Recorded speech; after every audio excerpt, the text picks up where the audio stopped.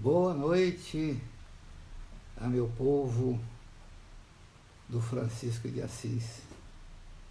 Já tive a oportunidade de aí estar, eu acho que mais de uma vez. Eu me senti muito bem com o acolhimento de vocês. Eu quero agradecer a oportunidade de estarmos juntos nessa noite, quando faremos um estudo sobre a mediunidade e vamos abordar também o comportamento espírita diante do processo mediúnico. Eu acredito que aqui o meu horário já está compatível com o início e, pelo que eu entendi, boa noite à nossa companheira Tamires, a organizadora desse evento, também ao nosso companheiro Dilson, que nos convidou também. É uma satisfação muito grande, meus amigos. É uma forma diferente de se relacionar, não é? E eu acho que antes do início desse estudo, que nós vamos ter um tempo bem compacto, vamos tentar ser bem sucintos para que a gente possa dar o recado que a gente programou nesta noite. Eu gostaria de convidar para o início de nossa reunião a nossa companheira Tamires, para fazer a nossa prece inicial. Pelo menos foi assim que eu entendi que deveria ser. Não é isso, Tamires? Estamos aqui aguardando, então, a sua resposta. A gente está mexendo aqui ainda com o computador e eu não sei se já encaixou tudo aí para o nosso horário. E a gente está aguardando a resposta de vocês. Perfeito, Edilson. Ei, Tamires, boa noite. Bom, boa noite. Boa noite, um prazer estar com Boa você, tá noite. viu? Igualmente. Prazer. Primeiramente, agradecer por você ter aceito o convite, ter se disponibilizado a fazer a palestra dessa forma. E vou fazer a leitura, em seguida a prece. Sim, senhora. A leitura do livro Vida Feliz, de Joana de Ângeles, pelo espírito de Joana de Ângeles, pela psicografia de Divaldo. A lição é a número 81. Jesus disse: não se turbe o teu coração, ensinando que a calma e a confiança em Deus devem ser o lema de toda criatura que deseja encontrar a felicidade. Agora farei a prece para em seguida começarmos a palestra. Deus, obrigado por mais esse dia, mais essa oportunidade de estudo e de aprendizado. Que o Senhor possa amparar todos que aqui estão, todos aqueles que irão assistir essa live, essa palestra. E que o Senhor possa dar as palavras que precisamos ouvir para o nosso irmão Edilson e que possamos tirar um bom proveito dessa noite. Que assim seja. Agora eu saio e é com você. Muito obrigado, é uma honra entrar nessa saída que você está me dando aí. Aí depois, no final, eu volto. Sim, com prazer. Eu quero primeiro falar para vocês que nós estamos aqui também com uma pequena plateia, que é um local que nós estamos começando a tentar, com uns companheiros interessados sobre mediunidade, desenvolver alguma coisa aqui no Brasil, sabe? Eu estou aqui Legal. cortado, muito frio, a quase 10 graus, frio, entende? E lógico que peço que os corações possam estar bem aquecidos. Aquecido. Parece, Isso aí. Perfeito. eu Amém. quero começar com vocês. Daqui a pouco eu volto. Deixa eu sair. Cícia, muito obrigado. Podemos começar o nosso estudo? Podemos?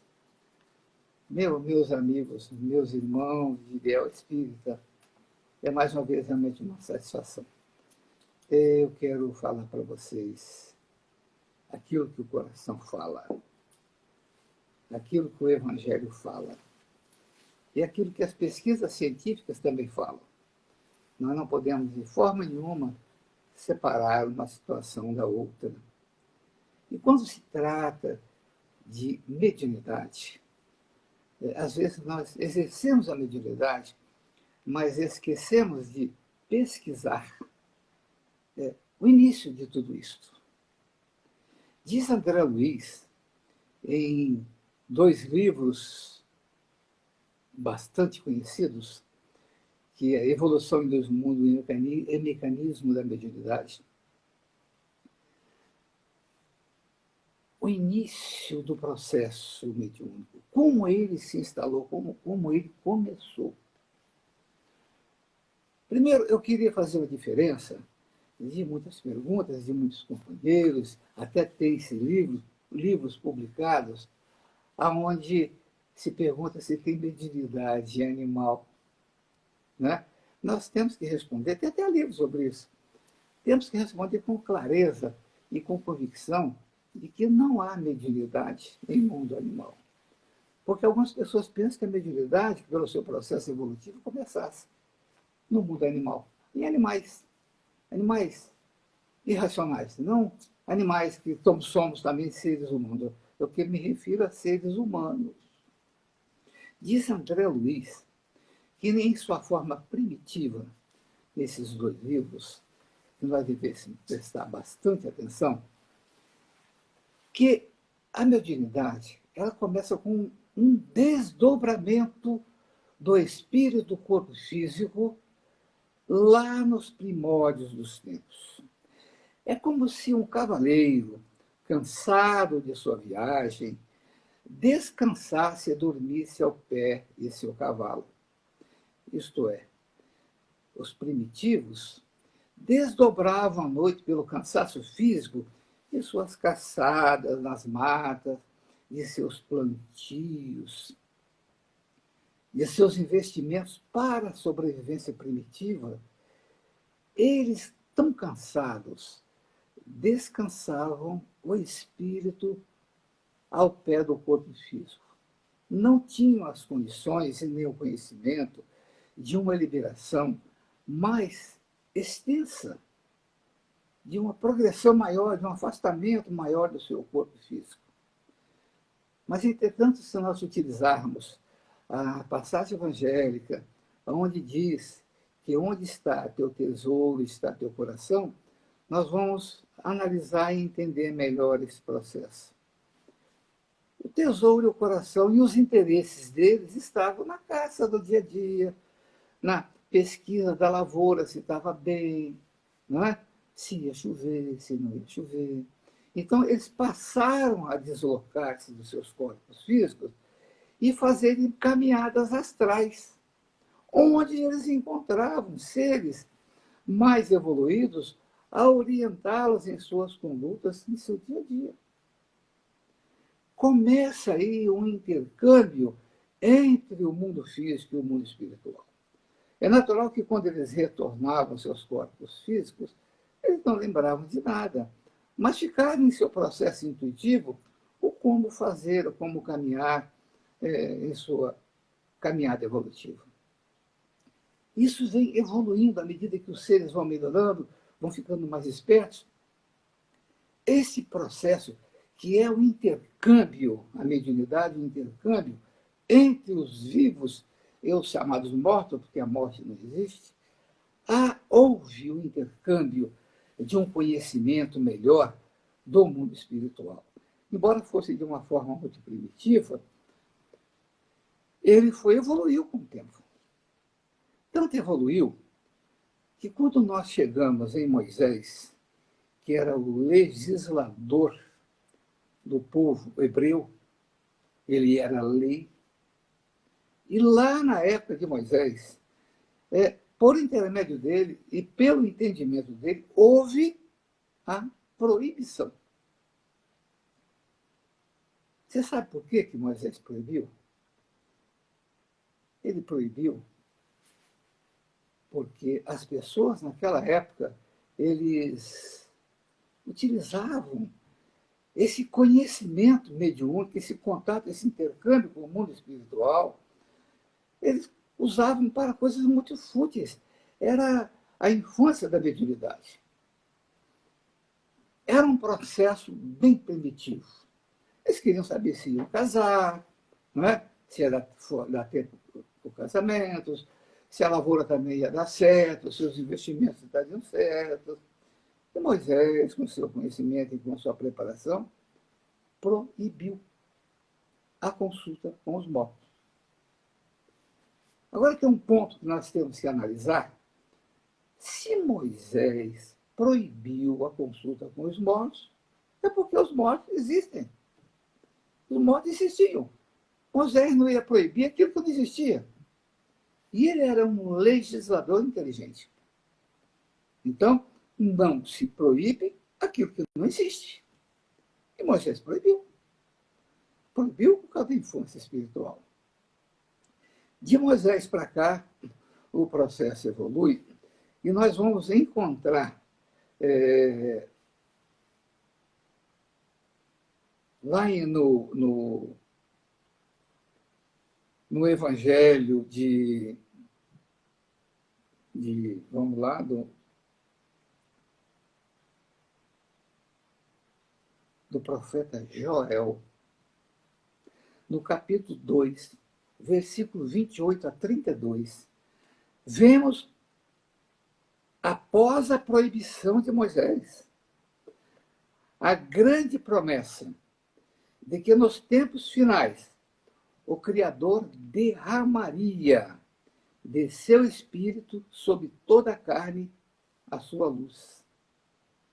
E disse que os jovens, os velhos, teriam sonhos, teriam visões, e a luz da espiritualidade alcançaria o mundo dos encarnados. Olha bem, vamos analisar isso aí. Os velhos, os jovens teriam sonhos, visões, e a luz da espiritualidade alcançaria o mundo dos encarnados. O que ele quis dizer com isso? A luz da espiritualidade, que luz se traduz como conhecimento, quer dizer, o conhecimento dos espíritos, do mundo espiritual, haveria de alcançar o mundo dos encarnados, que seria a luz derramada sobre a escuridão da carne. É claro, é muito claro essa promessa do profeta Joel com relação ao processo mediúnico. De forma nenhuma, nós, como conhecedores e leitores dos evangelhos, como conhecedores até da doutrina espírita de algum tempo, podemos analisar com mais tranquilidade este processo.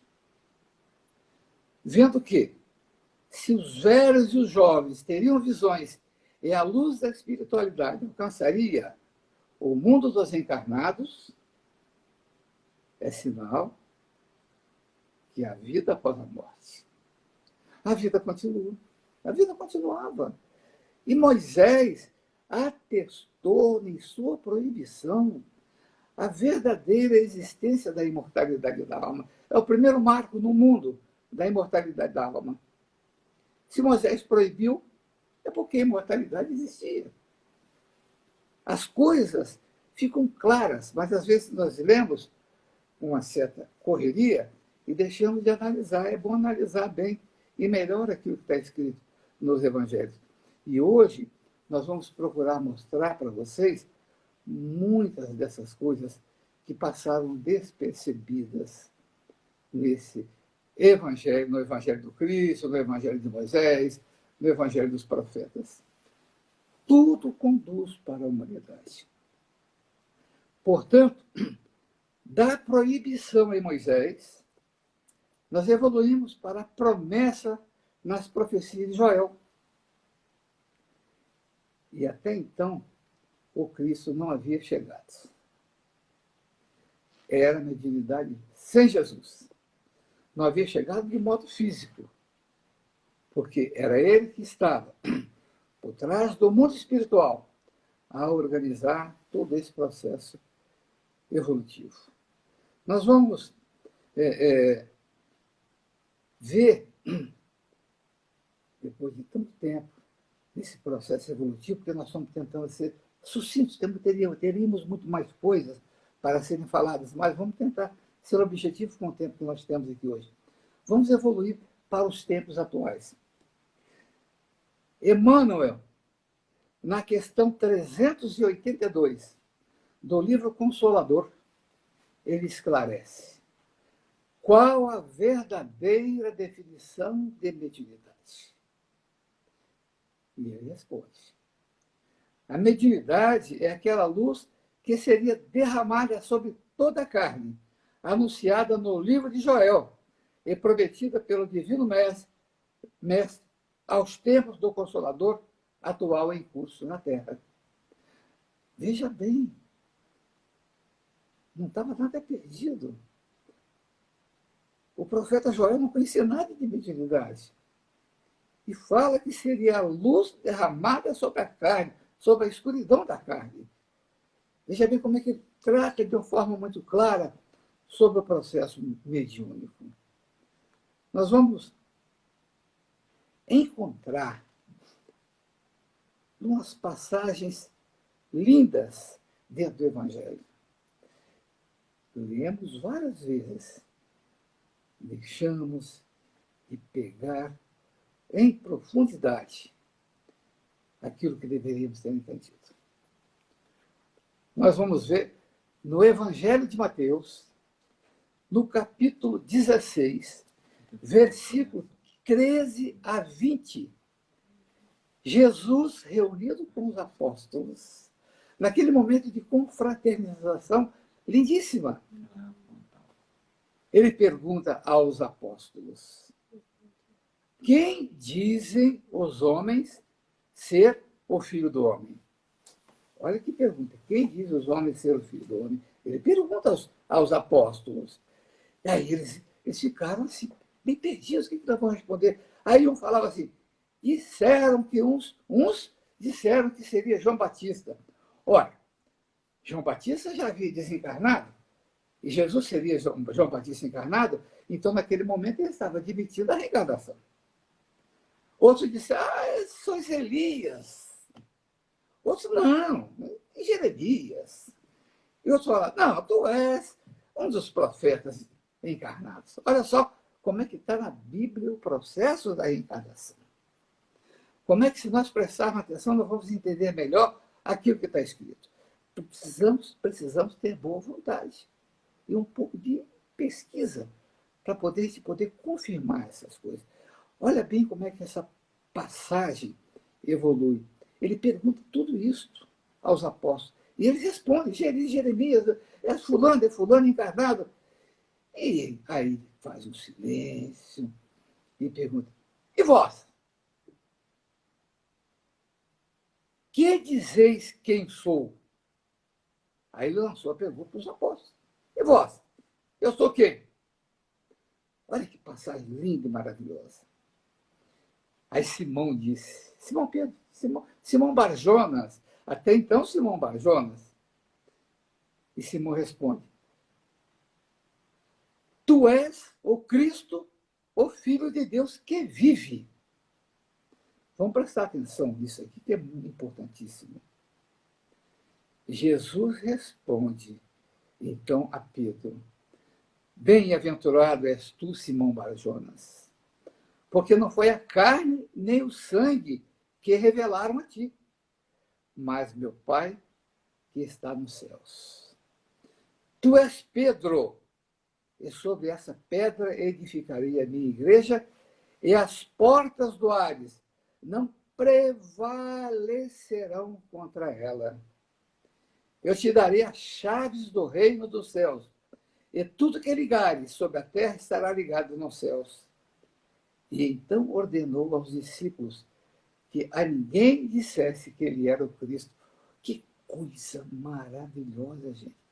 É muito lindo isso. Eu não sei se todos entendem, naquele momento que ele falou: então ordenou aos discípulos que ninguém dissesse que ele era o Cristo.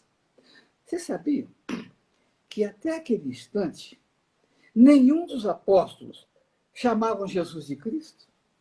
Ninguém da humanidade ainda sabia que Jesus de Nazaré poderia ser chamado de Cristo. Você sabe o que é um Cristo? Eu estou fazendo esse estudo porque o Haroldo tem um estudo muito bom sobre isso. Eu estou aproveitando alguma parte que o Haroldo fez, que está muito bem feito, você pode depois rever isso. Lógico que eu estou acrescentando algumas coisas dos conhecimentos que a gente, né, não pode estar fazendo uma palestra nem só copiando de um outro. Mas tem muita coisa aqui que nós estamos amadurecendo e não é dando uma melhorada na palestra do Haroldo, nada disso.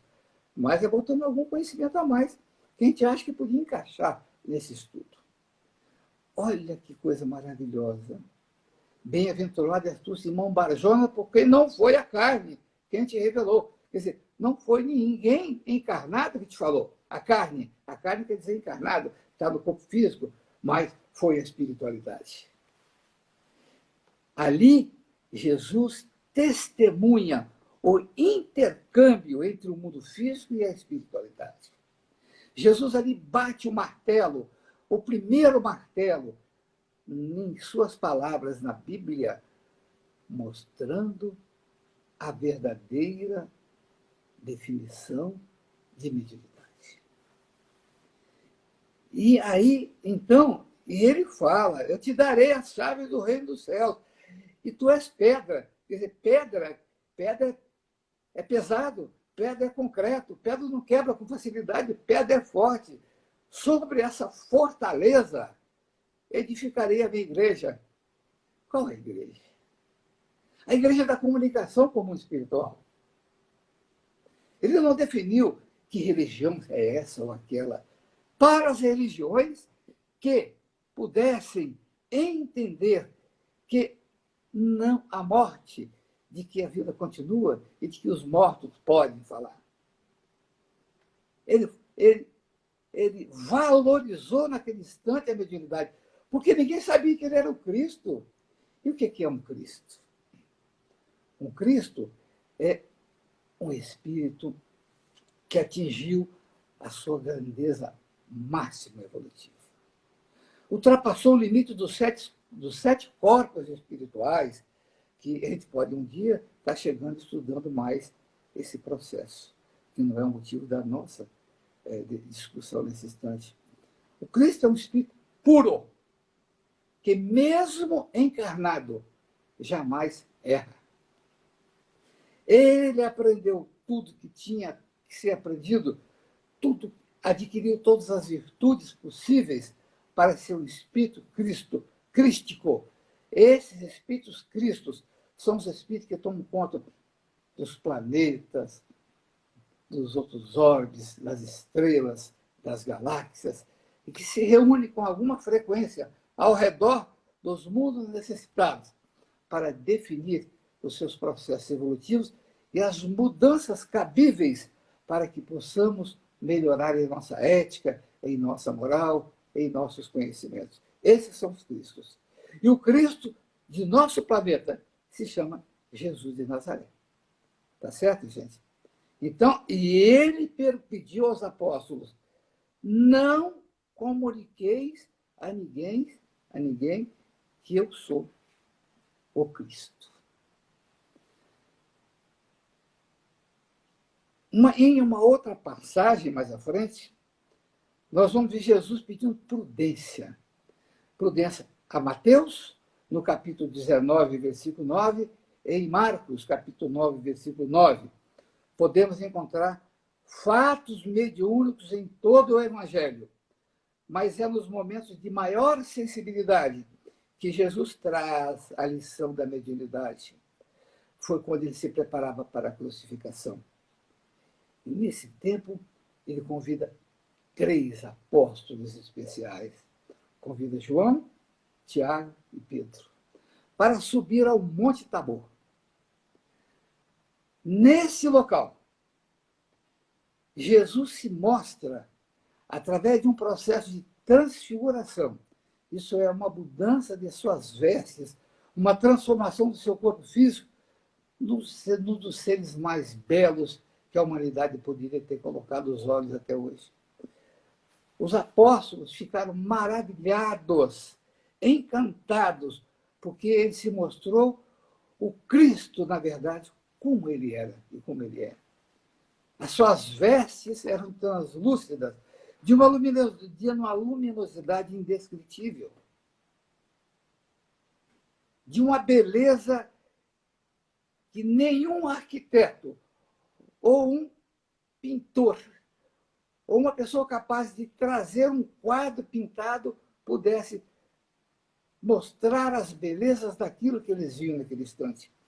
E os apóstolos, maravilhados, entenderam a beleza e a grandeza do mundo espiritual quando Cristo se mostrou a sua grandeza.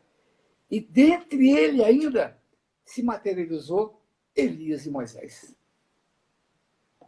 Vejam bem, Moisés, que havia proibido, dessa vez se materializa, e ali os 3 apóstolos viram processos mediúnicos de transfiguração, de materialização e outros processos mediúnicos que nós sabemos que existem e que pode acontecer em nossas reuniões e que hoje não acontece com tanta frequência pela não necessidade mais de se mostrar tudo isso.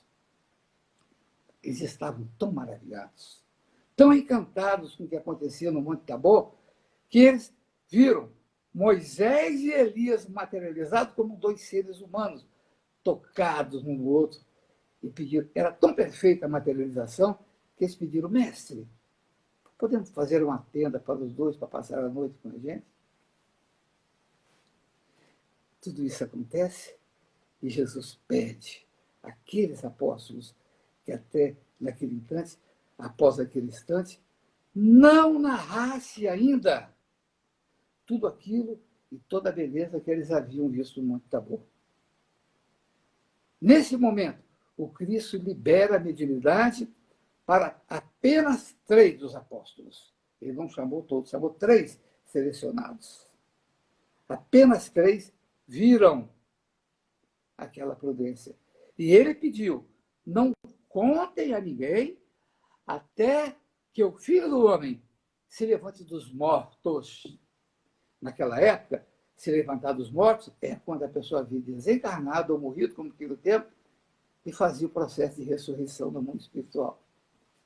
Até que o Filho do Homem não se levante dos mortos. Pede a eles prudência. Entretanto, 50 dias depois do processo de crucificação, na festa de Pentecostes, ela é relatada em Atos capítulo 2, versículo 1 a 5, o verdadeiro processo de liberação da mediunidade. Quando os 12 apóstolos, muito antes de eu comentar sobre os 12 apóstolos, a gente poderia perguntar: por que o Cristo botou 12 apóstolos? Ele não botou 2, não botou 10, não botou 20, não botou 12. Sabe por quê? Porque eram 12 apóstolos, eram relacionados às 12 nações existentes na humanidade naquele momento. E aqueles apóstolos, naquela festa de Pentecostes, veio línguas de fogo passar sobre a cabeça de cada um deles. E cada um deles falava em uma das línguas das 12 nações, porque eles não se entendiam, eram línguas diferentes. Cada um dos apóstolos traduzia a mensagem mediúnica para cada uma das nações. Muito assim, eles não entenderam. Isso é porque os apóstolos estavam bêbados, eles estavam mochos, isto é, bêbados, e não sabiam o que estavam falando. É para a gente poder ver, entender, que as coisas de Deus, elas são tão bem feitas, mas nós somos muito ignorantes. A gente não entende tudo aquilo que eles traçam. E eu não falo isso, que isso é referente à época primitiva. Isso ainda é muito referente à nossa época. E eu vou falar para vocês mais à frente. Após esse processo de Pentecoste,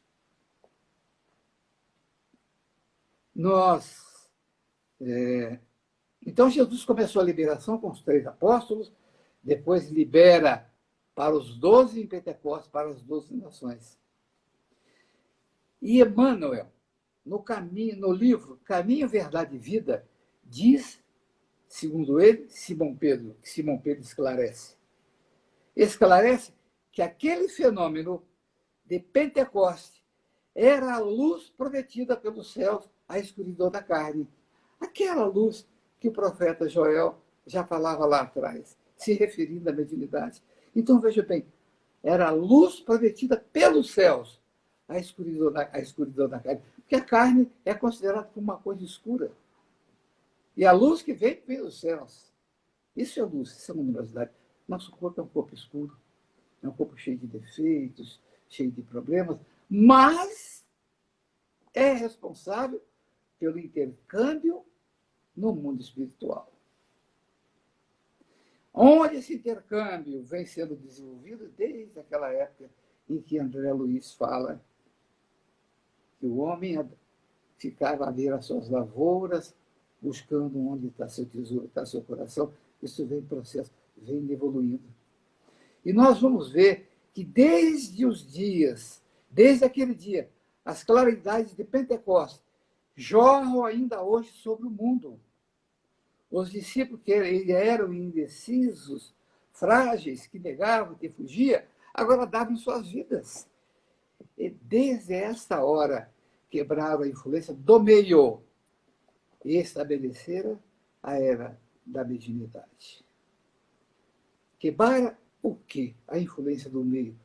Porque os médios, nós médios, todos somos, uns de uma forma, outros de outra, nós, às vezes, não entendemos a mensagem, o meio ofusca as mensagens, estamos com pensamento de outras coisas, achamos que a mensagem não é de fulano de tal, que é coisa da nossa cabeça. Então, a era da mediunidade, ela foi estabelecida nesta hora. Nós vamos voltar ainda, depois disso, às epístolas de Paulo. Paulo viu Cristo pela primeira vez no deserto, ao meio-dia do sol do deserto.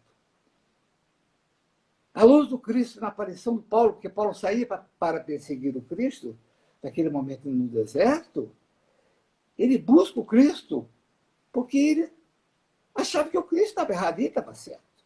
Ele tinha uma convicção correta dele, ele pensava dessa forma. Mas quando ele vê o Cristo no deserto, ele olha aquela luz intensa e vê que ele estava diante de um ser maravilhoso. O Cristo já havia ultrapassado as porteiras da morte e aparece a Paulo no deserto e fala: Saulo, Saulo, por que me persegues? Saulo, diante daquela grandeza que ele viu, não enxergou, na realidade, quem era Cristo. E entendeu tudo aquilo que ele vinha fazendo de errado e pergunta: mestre, o que queres que eu faça? E o Cristo fala: Paulo, Paulo, divulgue o meu evangelho. Paulo sai cego. Não vamos aqui comentar mais como ele se curou, mas vamos, e depois de sua cura com Ananias, ele foi para a igreja de Corintos, com outro discípulo chamado de Barnabé. Com toda a força, com toda a dedicação ao Cristo, ele tenta divulgar a imagem do evangelho. E os grupos cresciam, e a necessidade de trocas de ideia aumentava, é natural, eram distantes um do outro, e Paulo se sentia inseguro, e não se achava à altura da tarefa. E diante da igreja de Corinto, ele chora como uma criança. Jesus aparece a Paulo pela segunda vez. Segunda aparição. E diz a Paulo: não se agaste com a necessidade do trabalho. Usa os poderes do Espírito. Poderás resolver os problemas escrevendo a todos os irmãos em meu nome. E os de boa vontade. Olha, gente, o que o Cristo falou vale para hoje. Os de boa vontade aceitarão. Saberão compreender. E doravante, Estevão estará te transmitindo os meus pensamentos. Nós vamos vem Paulo e Estevão, aquela beleza, aquele livro, né? Quando Estevão, não vamos repetir o livro, mas Estevão era o noivo, era o irmão da noiva de Paulo, e que Paulo não conhecia, e que manda assassinar, sem conhecer o noivo. Lógico, esse processo se desenvolve numa coisa linda, mas Estevão, o Paulo era o algoz de Estevão. E o Cristo fala, doravante Estevão estará te transmitindo os meus pensamentos, para que escreva agora aos nossos seguidores na distribuição e na disseminação do meu evangelho. Veja bem, escreverá pela transmissão dos pensamentos de Estevão. Começamos aí a tipografia. Para quem não entende. Todos esses fenômenos mediúnicos que estão com Cristo estão na Bíblia. Começa aí o fenômeno da psicografia. É bom registrar isso. Nós vamos prosseguindo e nós poderíamos entrar aqui numa parte mais científica, das ondas de fogo, que são das ondas de Pentecoste, né? E que essas ondas eram as ondas psíquicas, que eram vistas mediunicamente, que era a imagem que era jogada para os médiuns, que captavam e decodificavam com a glândula pineal as mensagens, como são hoje. Né? Mas não vamos entrar, isso aí seria um estudo para outra hora, não é? E lógico, depois da crucificação, isso vai começando a aparecer, fazer processo de materialização. Não sabemos se de materialização podemos falar, ou se podemos falar que seria um processo de apenas de uma visão mediúnica. Não sabemos. Que sejam valendo dois, todos dois são um processo mediúnico. E ninguém pode contestar a existência do processo mediúnico na Bíblia, especialmente na companhia de Jesus. Foi com quem nós vimos os maiores processos, as maiores transformações, as maiores orientações com a mediunidade. E ele falou, eu sou o caminho, a verdade e a vida. Ninguém vem ao Pai, senão por mim. Nós fizemos um ligeiro resumo, eu não sei quanto tempo, que ainda me resta. Restam 15 minutos, e graças a Deus está bem programado na minha cabeça. Eu, como médico espírita, não poderiam deixar fazer esse estudo para vocês e dar a minha opinião, a opinião do meu coração, meus irmãos, sobre o que nós passamos nesse momento, sobre a pandemia. Eu vou falar algumas coisas para vocês.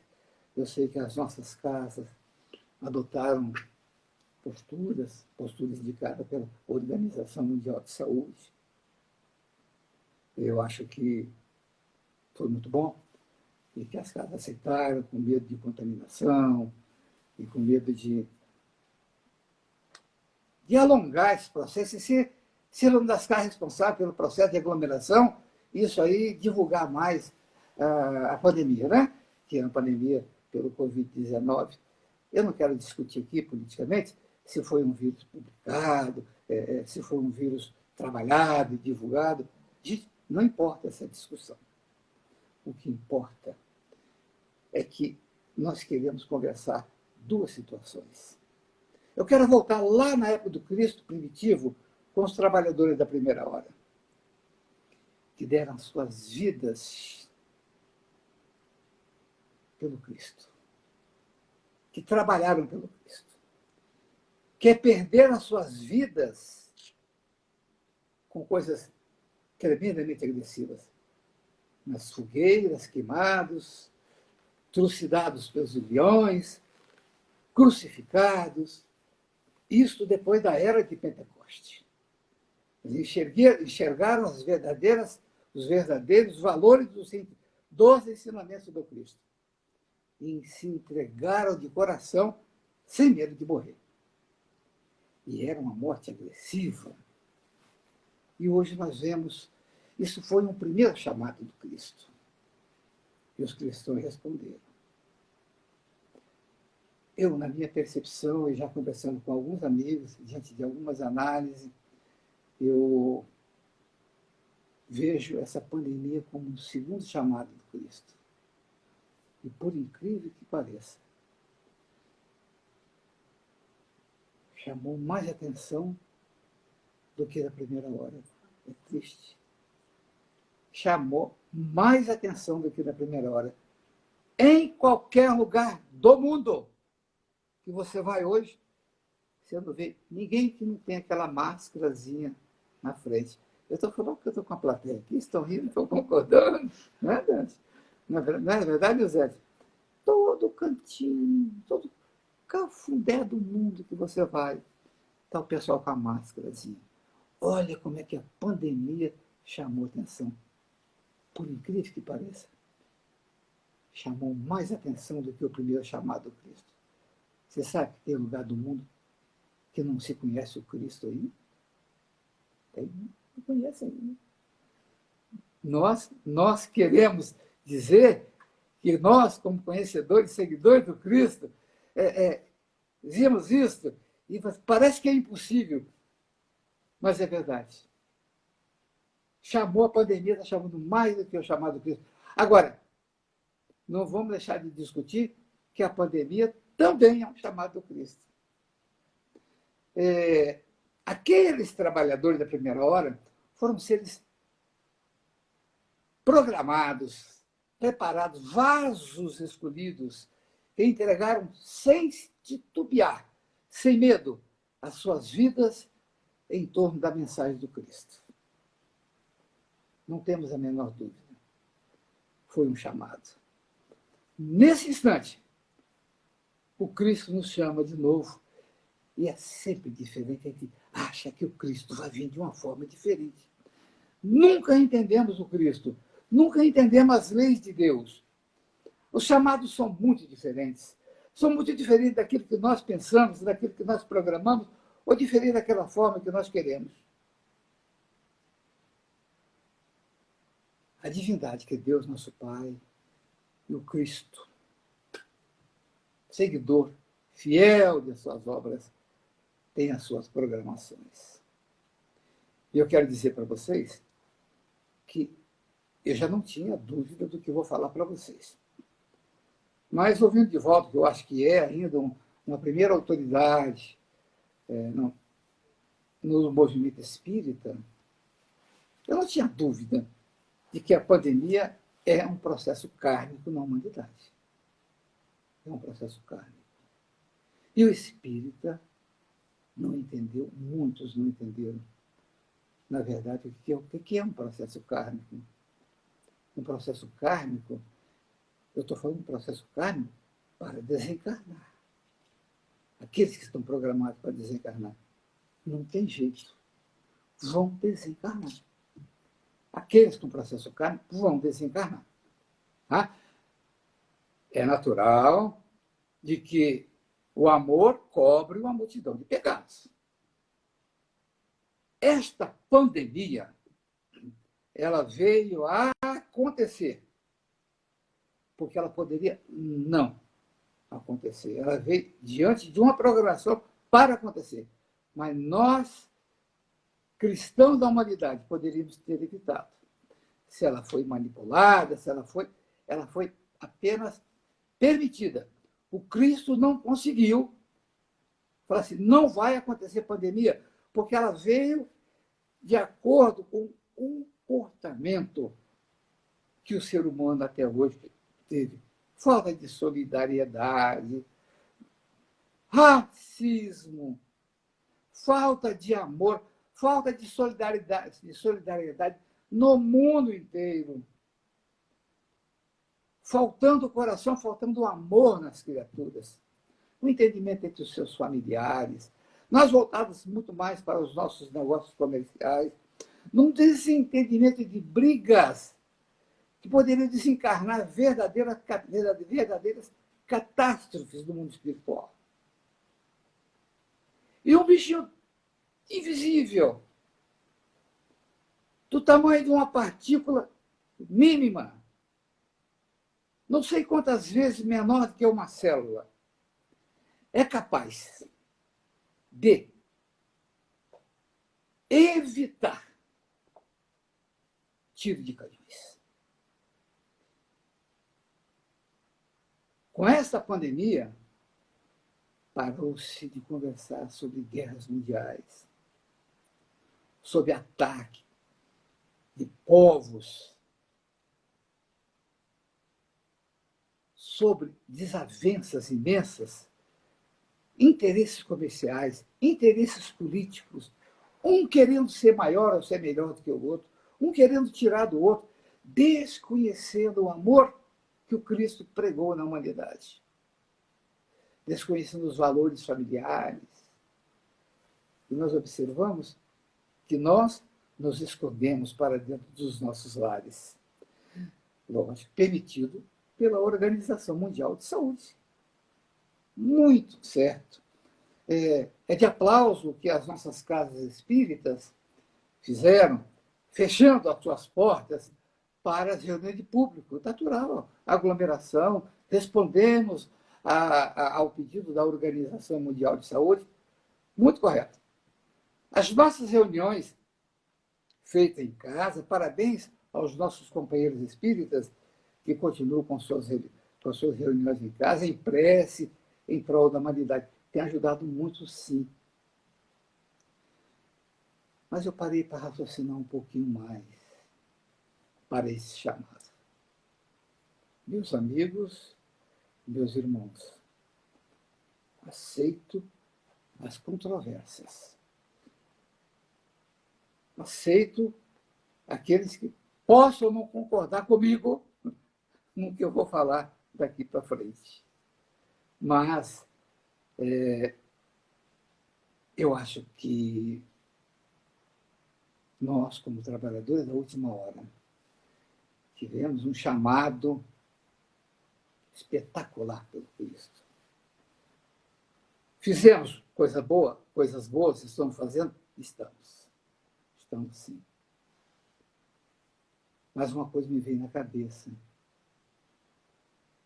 Os prontos-socorros espirituais, com médicos, lógico, hoje nós temos muitos médicos cristãos, mas também temos aqueles que não acreditam em nada, que não gostam de nada, que não aceitam religião, que não são espíritas, aqueles que são protestantes, aqueles que são... Todas as religiões são boas. Mas eles não se envolveram de forma nenhuma em qualquer aspecto religioso. Eles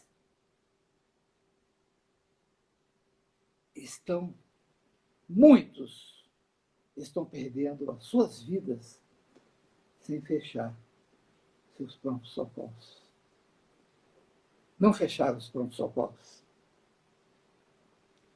E eu fiquei analisando, meu Deus, por que nós, de nossas casas espíritas,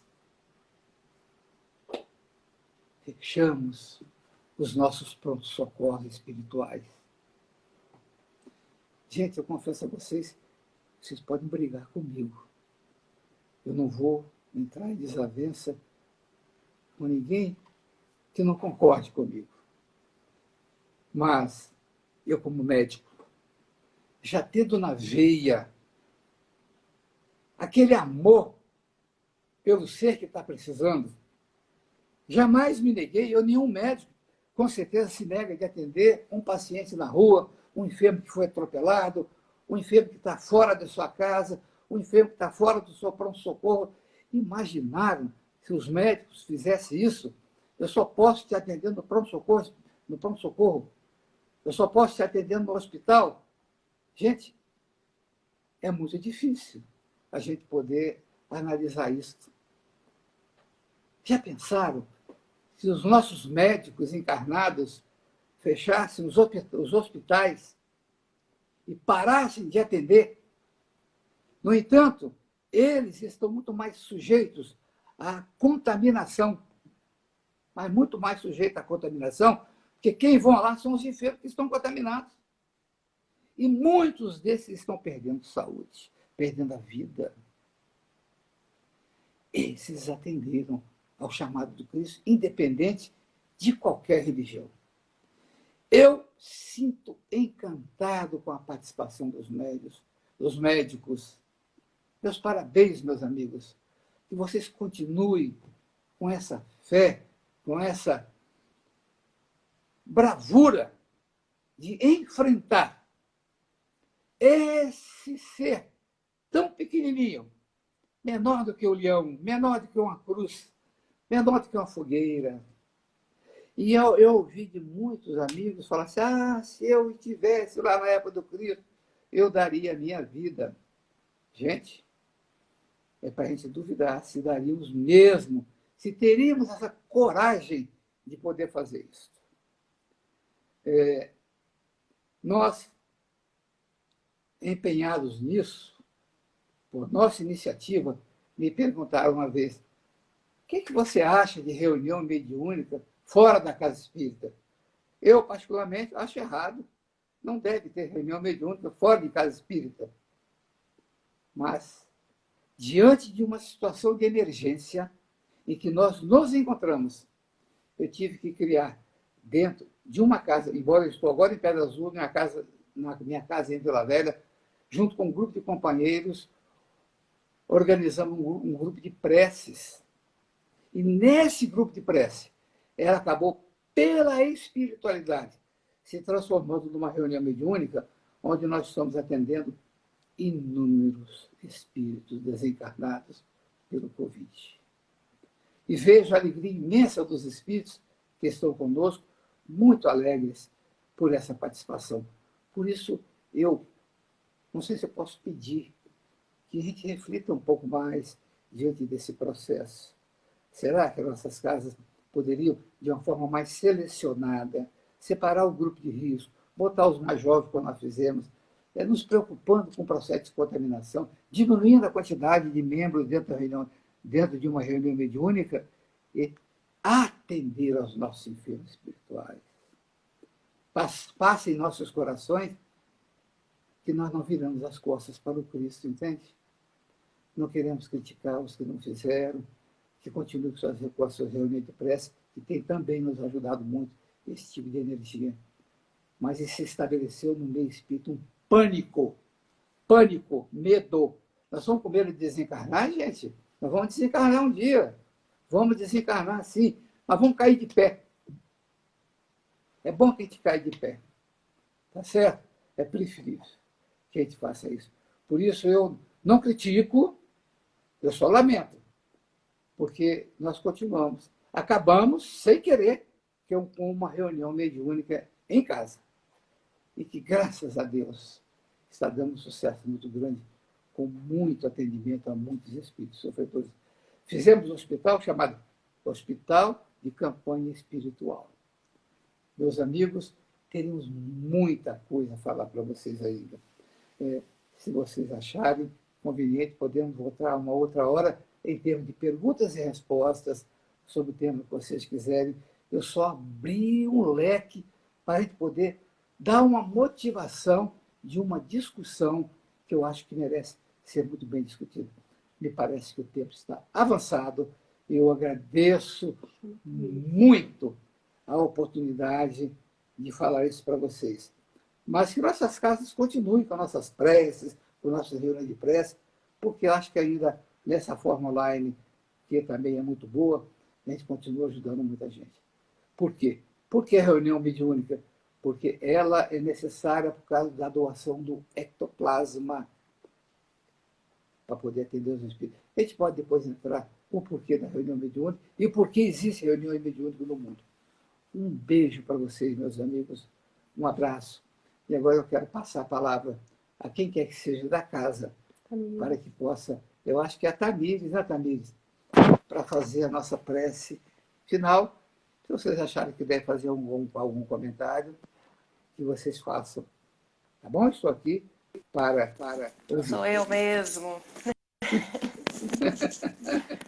Que bom, Muito obrigada pela palavra, ótimas reflexões. Acompanhei tudinho aqui. Acompanhou, Tamires? Acompanhou, Tamires? Claro! Eu não briguei muito não, né, Tamires? Não brigar não. Oi? Eu não briguei muito não, né? Não, que isso. Foi excelente. Mais uma vez, muito obrigada. Tá E certo. antes de encerrar hoje, antes de fazer a prece, eu gostaria de convidar todo mundo que está assistindo para a semana que vem, o Eliomar que vai fazer a palestra sobre Muito a bom. eficácia da prece. Uhum. E a gente irá transmitir pelo YouTube. A gente vai fazer um teste semana que vem pelo YouTube. Agora eu vou fazer a prece final para a gente encerrar essa noite. Se quiser botar no YouTube, se vocês acharem que está bom. A sua, eu peço para quando você encerrar essa live, você aperta em salvar no IGTV. Sim, Que aí senhora. vai salvar no nosso Insta e depois a gente vai postar no YouTube. Tá bom? Tá bom, meu bem. Ótimo.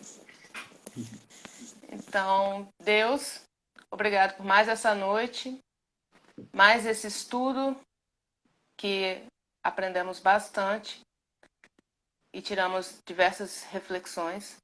Que o Senhor possa amparar o restante da nossa noite. A todos que aqui estão ao vivo com a gente, aqueles que irão assistir essa palestra mais tarde. E que o Senhor possa iluminar os nossos caminhos hoje e sempre. Que assim seja. Muito obrigada, Dilson. Boa noite a todos e até a próxima. Eu que agradeço a oportunidade de estar com vocês, viu? E estou à disposição. Muito obrigada. Um abraço. Boa noite. Tchau, boa noite. Tchau.